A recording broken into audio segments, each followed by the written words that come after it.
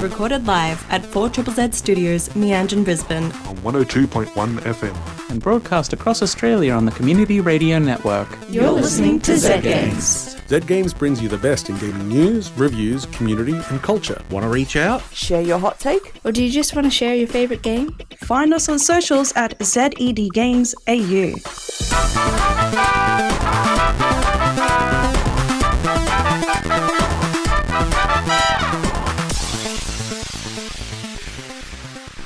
Hey. This is Zed Games here on 4ZZZ. I'm Maylee, and I'm here tonight with... Peter. And Natalia. Yay! You just couldn't stay away, could you? No, I actually am trapped here. If someone could let me out, that would be great. No. The ball and chain is the building. Yeah. You're here forever now. Yeah. Well, there's worse places to haunt. Definitely. Yeah, that's true. How are you both? Good. I'm coming off of like a sickness that I've just kind of been groggy in a way for like a week. The groggy sickness is going around. Yeah, but then I slept 16 hours. I fell asleep playing Death Stranding from last week. Is that a comment on Death Stranding, or you're just falling? Yeah. Too much walking, I think. Too much walking. Yeah, I fell asleep. And I feel like a new person. So awesome. I am doing a fantastic week. I am looking at new computer parts and doing that upgrade road and all of that sort of thing. That's so exciting. It is. All the choices, reading the reviews, looking at the parts. It's exciting, especially for the new games that are coming up. Borderlands is almost 2 months away now. Ooh. You're braver than me. Yeah. I know. I appreciate your love of Borderlands. They hurt me last time. Yeah. They need to prove themselves to me. With the game or the movie? What the movie was horrendous. I didn't see a movie. There is no movie. There was like a 10-15 minute video doc the other day that I'm just like, this actually tells me about the people, the world, and it seems like they're actually bringing it back a lot more to Borderlands 1 with a little bit more Borderlands 2 in it. Okay, that's a good mix. A lot more grounded, a lot more you are the dirt kickers, you're not the be-all superheroes of the universe. You're new. Yeah. You're being treated as new. You just happen to be handy in a situation. Look, So- if it comes out and you tell, honestly, I'll let you just decide for me. Give me the review when it comes out, and on your whim, I will spend my money. I can do that. Yeah, I am looking forward to playing it for two reasons. One, because it's a co-op game, so me and my mate will play through it as usual, doing absolutely stupid, bonkers, crazy stuff. Borderlands is good for that. Yep. Yes. And two, because I'm actually planning to play it 4-player co-op with another group at this point as well. Nice. I've never played it. It's always had a possibility, but I've never actually had a chance to play it with proper 4 people co-op. Damn. That's okay. That's I know. sad. I've played a co-op. I've thoroughly enjoyed a co-op, but never with the full roster of people. Maybe we can get 4 of us on the team to pick it up and play it at some point. That would be fantastic. I also like that they've announced that they're already planning 2 additional Vault Hunters. So it's not just the 4 they're starting with this time. They've already said, because of Steam's changes and whatnot in regards to what you're purchasing for additional content, they have to announce what they're adding. So they are planning 2 additional Vault Hunters this time. Nice. Cool. Good Big to open hear. world experience. You can summon your vehicle anywhere, a la Destiny. I'm rooting for them. I want it to be good because some of my favorite times have been with Borderlands. From what I've gleaned of some of the story, there is some interesting characters and some scenarios that are going to happen. Okay. Yeah. Okay. Borderlands 2 was has a special place in my heart. I played it when I rented it from Blockbuster, and I played through it with my best friend. So I hope Borderlands 2 had a fantastic story. Yeah. But the gameplay was kind of after a while. Oh, Tales from the Borderlands, that's the one. Tales from the Borderlands had a That made me fantastic story cry. as well. This one, they've said that they've focused a lot more on refining the gunplay of it. So actually making the gun running around combat interesting experience, not just run in, pick up new weapon, it does 5% more damage. That's true. I mean, I like going around shooting in Borderlands, but it is pretty simple. Yeah. So Stuff, they've got grappling, they've got your vehicles, you've got a whole bunch of new mechanics and stuff in there for the gunplay element. But yeah, they're not toning down the story from being save the galaxy to just do the things that you need to, which I think is a good perspective to bring it back to. I'm really hoping it ends up being good. Yeah. Yeah, when in doubt, add a grapple hook. Yeah. That'll instantly 10 out of 10. Yeah. Oh yeah. I How about think- yourself, Maylee? Oh. Yeah, how are you? How are you? Oh, how am I? I'm tired. Yep. in that the sickness is going around. Yep. And I started a new position at work, and everyone on my team is sick. So no So that one's means you're allowed doing to tell me at what least to do. 100 times more work. Yeah. Yep. So I'm tired. But in my gaps of time, the time that I do have my breaks, I've picked up Date Everything. Yep. So that's what I've been playing lately, and I will be talking about that a bit later on in the show. My experiences in dating. Yep. Yes. Everything. Everything. No, some of them I didn't. Some of them I haven't dated yet. But I've dated like But you can 90 date of everything. them. Yes. Yes. That is the idea. Yeah. I remember seeing a roster of the amount of voice actors they have for that game. Yeah. And it is ridiculously long. Really great talent, And too. it's all like amazing people, top of the industry. Yeah. Great talent. But we'll talk about that later. We'll get to it, yeah. A weekly dose of science on 4ZZZ is now available as a podcast. I learned that you can hear the difference between different water temperatures when they're poured. I'm going to pour one after the other into a different glass, and you have to tell me which one is which temperature. I've got a hot and a cold. Right, here's the first one. Any thoughts? Yeah, I'm saying cold. It sounds cool. Yeah. Yeah? Okay. Here's the second one.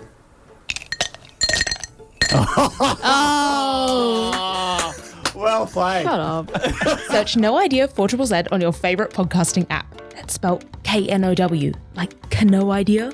It's a visual pun on an audio platform. I don't know why we did it. Hey. Welcome back to Zed Games here at 4ZZZ. I'm Maylee, and I'm here tonight with... Peter, Natalia. I'm sorry. I know I could say your names, but at some point, never. no? It's all right. Nah. I'm Melee too anyway. I was waiting for you to say my name to lift the cuss. But what if I say it like funky? It's all right. Paita. Natulia. See? It's all right. I'll mess it up. I'll just imagine it's, the fifth element. Pays, help. But we're getting off topic, Yes. and I will... This is a video game show. We're here to talk about video games. We are indeed. Specifically right now, we're here to talk about video game news, It's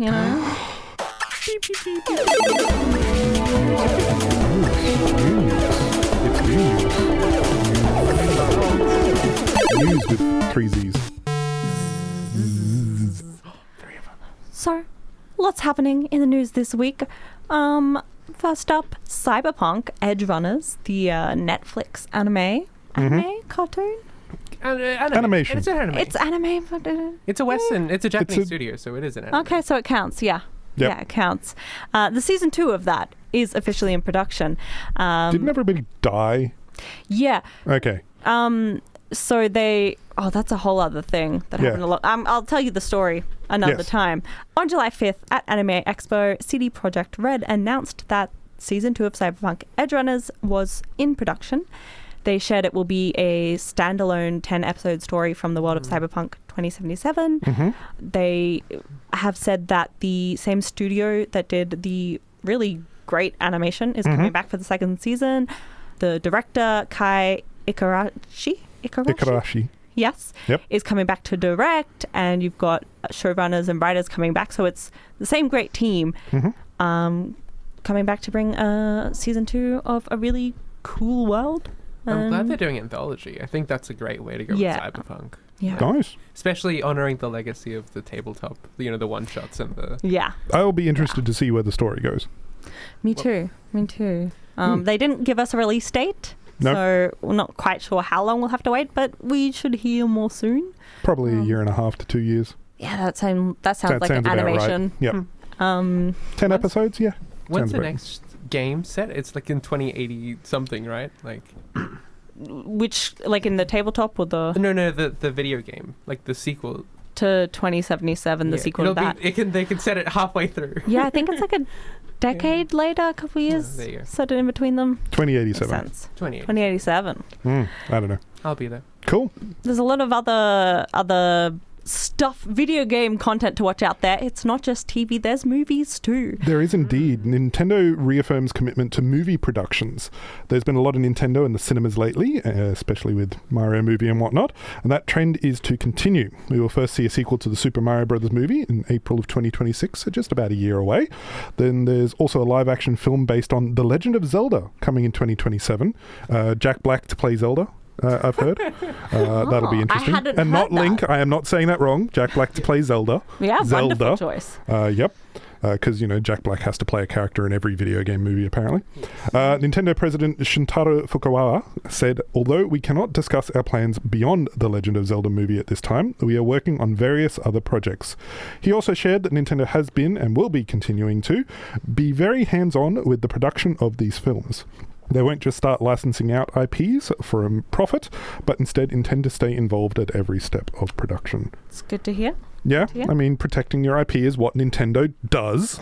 That is their main legal avenue of everything. Hey, yeah. Yep. Yeah, and that's for worse and for better. It is. It stays true to what it is. Yeah. It has to stay true to what it is. That's the two I'm going to move on. there. I'm going to move on before Peter gets...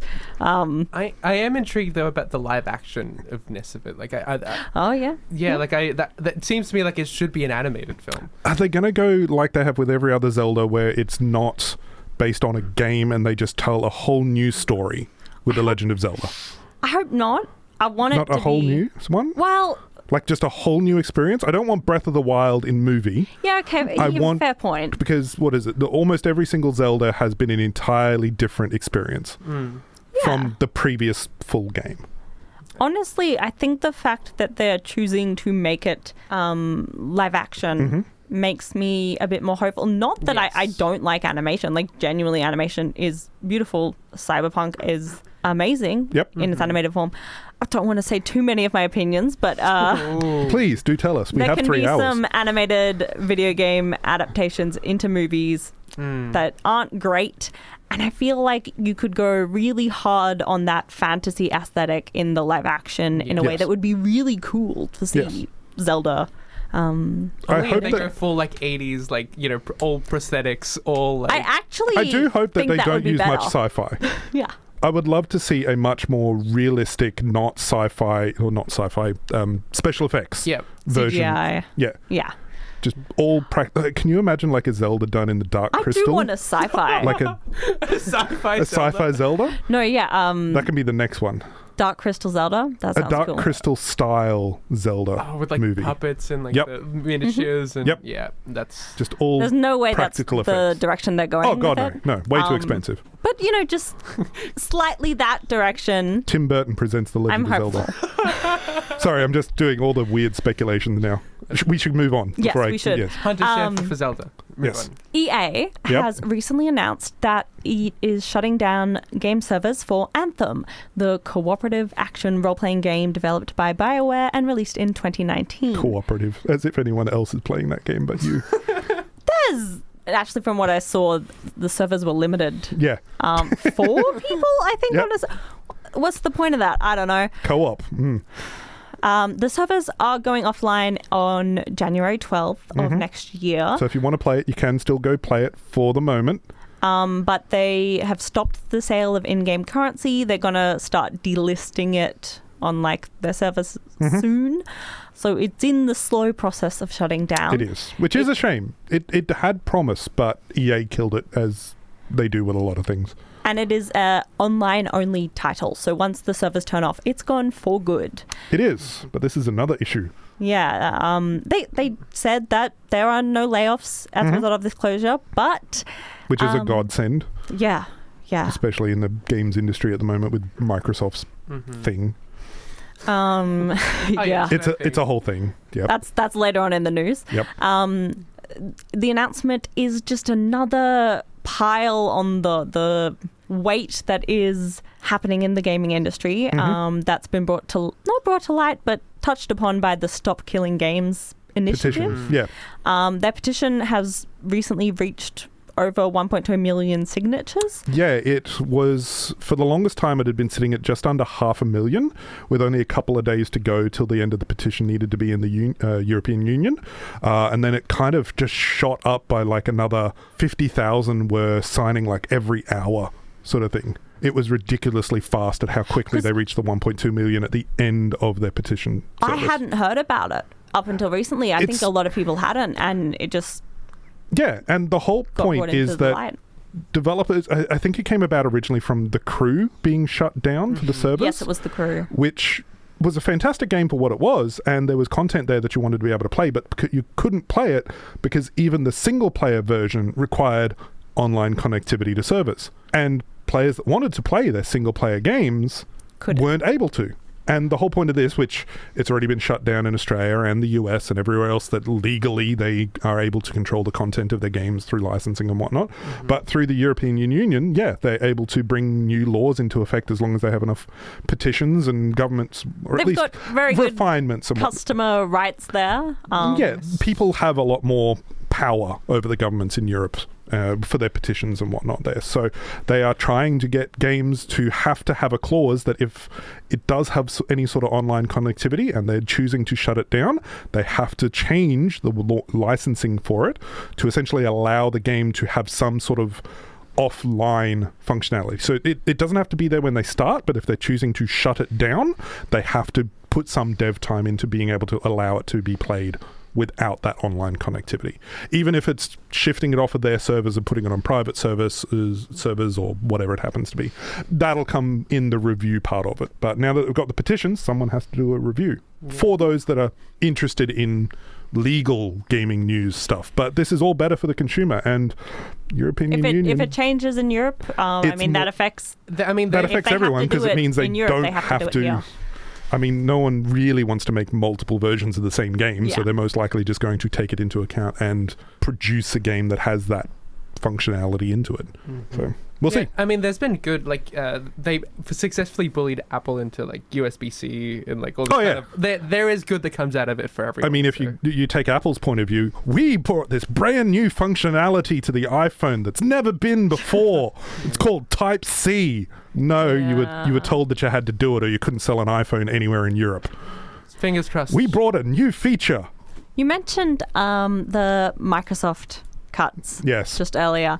And their little thing. It's just a little thing. 9,000 people. It is possibly related, but was never confirmed to be related.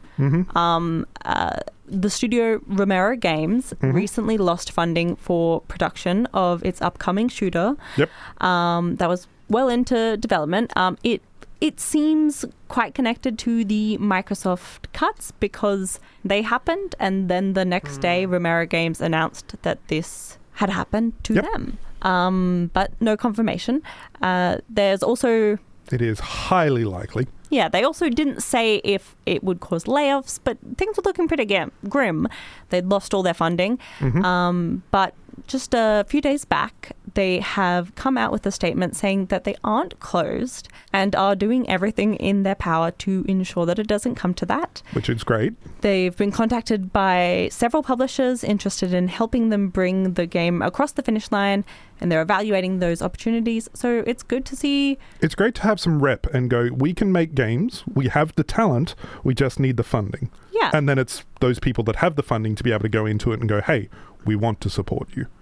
So it's good to see that there is still some white knight publishers out there that are potentially looking to help support this game.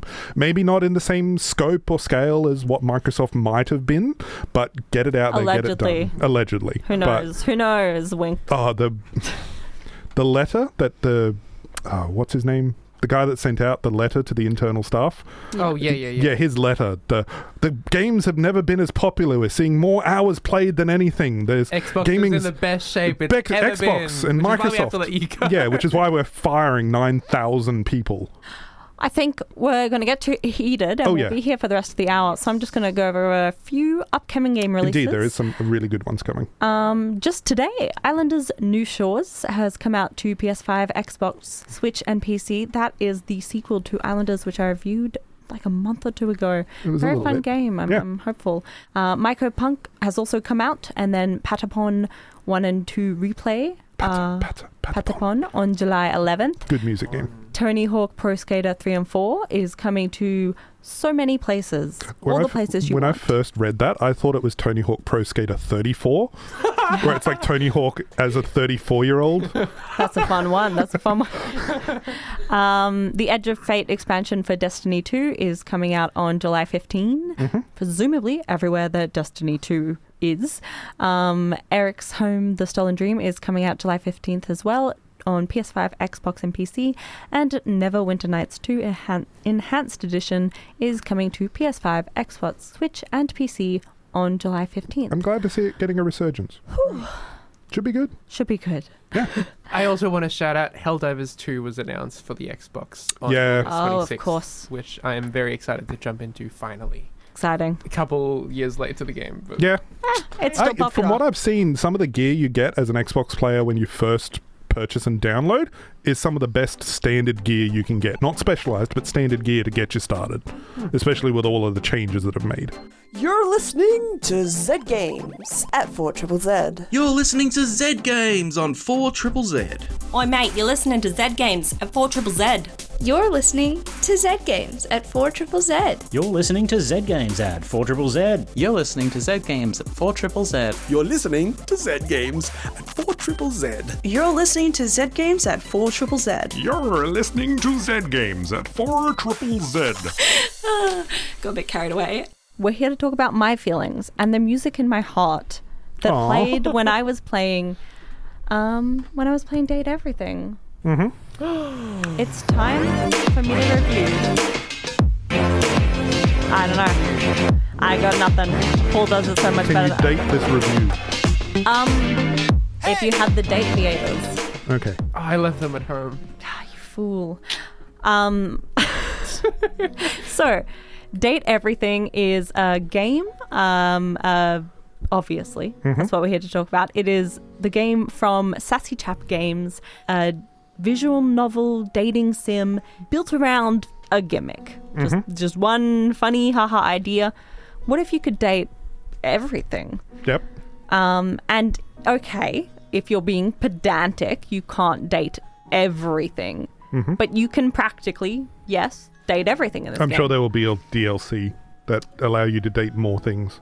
Well, when I say you can't date everything, it's like there's multiple chairs in your house. You can only date one chair. All the chairs are the one chair spirit. The spirit of chairs. Right. The spirit of cardboard boxes. There's not one for each of them. Okay. Yeah. Right. Is there anything else you can't date? I don't know. Most things you can date. Okay. There are over... Can you date yourself?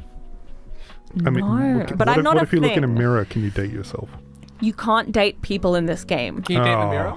Yes, you can date the mirror. Okay, so that's dating yourself then. Close enough. Yep. So there are over 100 characters to interact with, including the mirror, your bed, your bathtub. That's going to be an interesting first date night with your bed. Oh, yeah. Yeah. Do she you, is do you friendly. sleep with your bed, or do you cheat on your bed with another bed on the first night? Your that bed you're is dating your them? bed. Right. We're getting Okay. Way.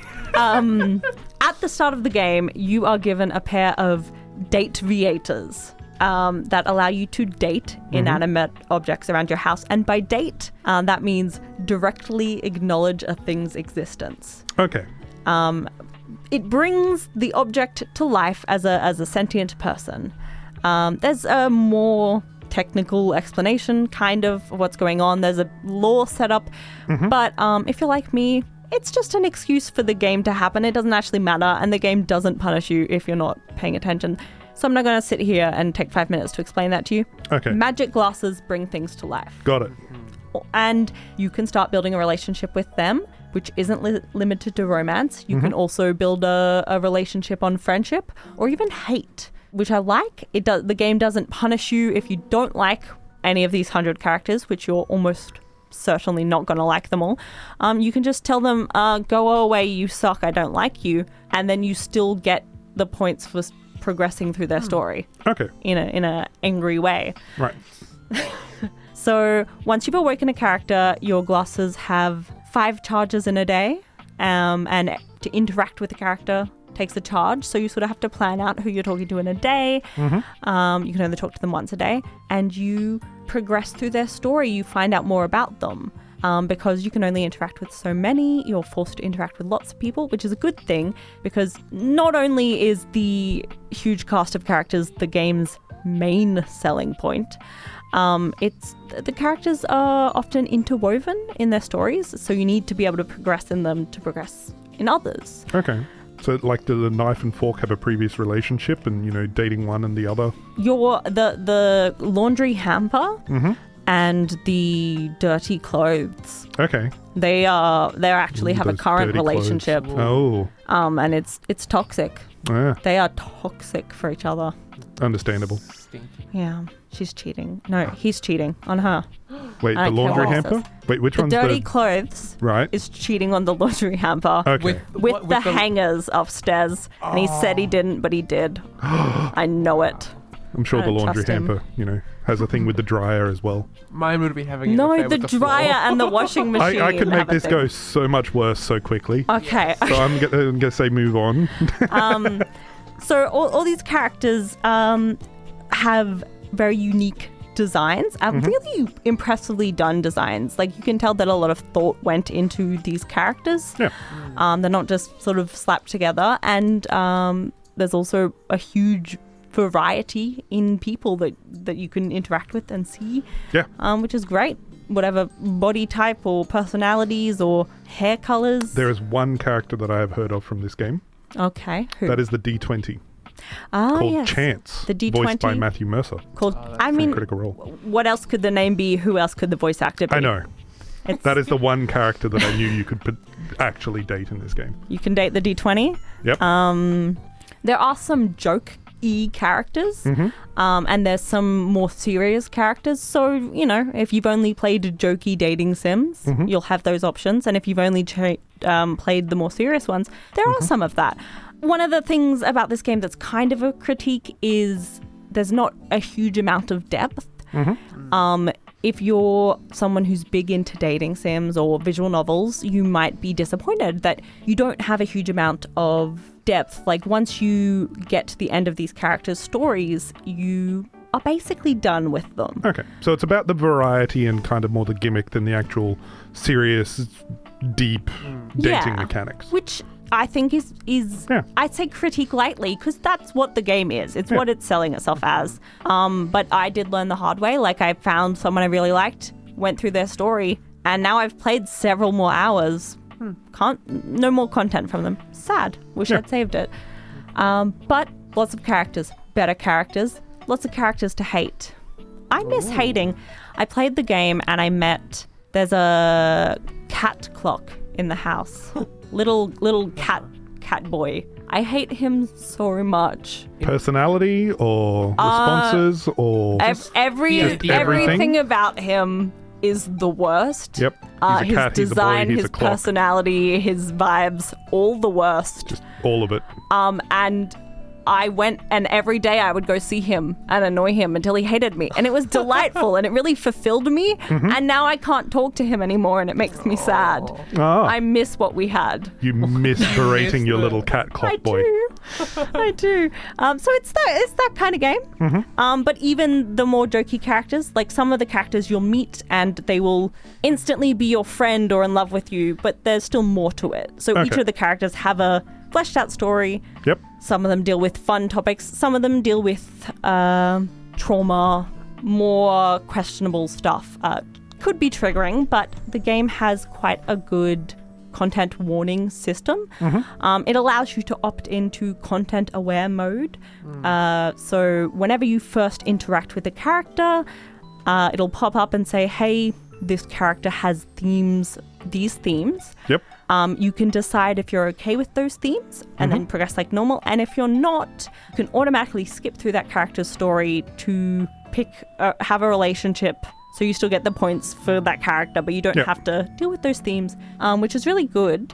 For a game built on variety and whatnot, being able to choose those as an option is fantastic. Like, there's been plenty of games nowadays, sort of like Death Stranding 2 talked about last week and whatnot. You don't necessarily, when you go to play like a Kojima game, you don't necessarily want to know what content they're going to address because it's all part of the bigger story. But for a game like this where it's built on the variety and your choices, very much. I very appreciate that it gives you that content. Because it lets you choose or not choose. Someone that I don't think there would be anything that would come up that I wouldn't want to engage with. But I chose to turn it on just because I sort of found it interesting. Yep. And there were some funny moments where I'd meet a character and they'd be like, hey, this character's really manipulative. Like it goes manipulative gaslighting. Yep. And I was like, oh, it's fine. And then I'm several days in and I'm like, this guy's so nice. He's really... It was uncanny. It was a bit weird. Yep. But there's not a lot of other accessibility features because there's not heaps that you can do with a visual novel. They probably could have done more, but I do want to give the team props because one of their characters, Mac, they have a few characters with accessibility aids, and Mac uses a wheelchair. The original design for that wheelchair was not very good, not accurate. It was pointed out pretty quickly on release, and within a few days they got in touch with some of the artists that had spoken about it and redesigned it. So very responsive to have a well-designed disability representation, and I just think that's awesome. Who was good Mac supposed to be? Like, what was the object? Oh, sorry, it's Mac the computer. Oh, right. Mac the computer. Yes. Yep. And I appreciate it because Mac is a jerk, and I like when they give, representation. Personality. Disabled person, he can be a jerk too. Yeah. Do they drag their feet about people can being be jerks. USB-C?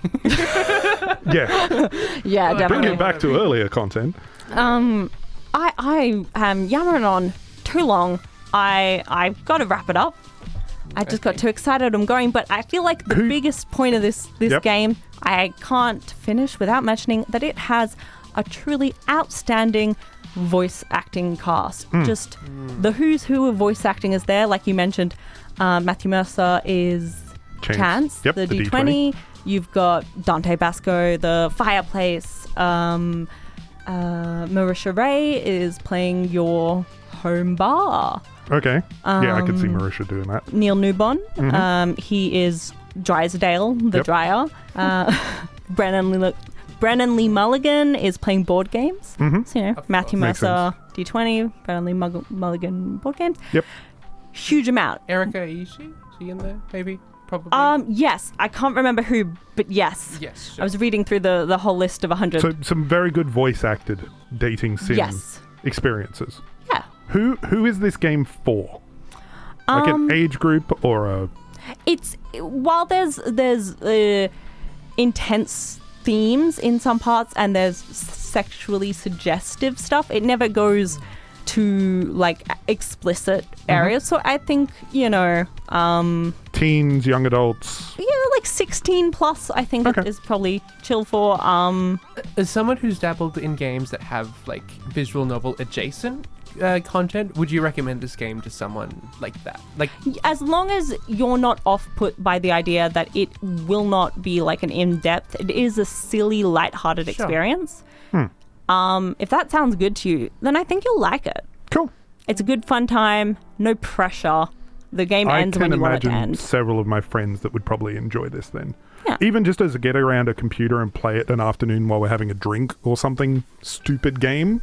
One person's playing and everybody else is kind of chatting about it or choosing who to date. I have had friends watch and I've watched friends, and that's actually really fun too. It's a funny, silly game, and to emphasize that, I'm going to play a song from the game, which is the theme song for the text box. Cool. If you're dating the text box. Yeah, I was wondering about that, like I guess meta ideas. So here is Displaymate from Date Everything.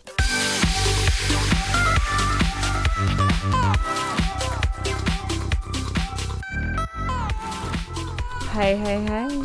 And goodbye, goodbye, goodbye. Goodbye, goodbye, goodbye. So long, farewell. Thanks for all the fish. Tuning in tonight to Zed Games. We love talking to you about the news, the reviews, the music, all the good stuff. And the games. Oh, well, all of that in relation to games. Yes. Yeah. But we have to go. Aww. We've run out of time. Again.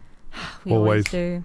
We blink and then it's gone. Hope you're having a good night or day or I hope you're having a good morning. time. Good. Yeah. Whatever time it is for you, it is a good time. Except for you. And for those that are actually listening right now, I hope you have a fantastic evening. Play some good games. Have a good dinner. Enjoy yourself. And have fun. I love you all, except if your name is Timothy Timepiece. You're creepy and you suck. Yeah, if you're a clock cat boy. Goodbye. Bye. No, but if someone could seriously let me out, I would really Thanks for listening to appreciate Zed Games. If you'd like to listen to more, you can find us on the Community Radio Plus app. Or find us on socials at ZED Games AU. See you next time.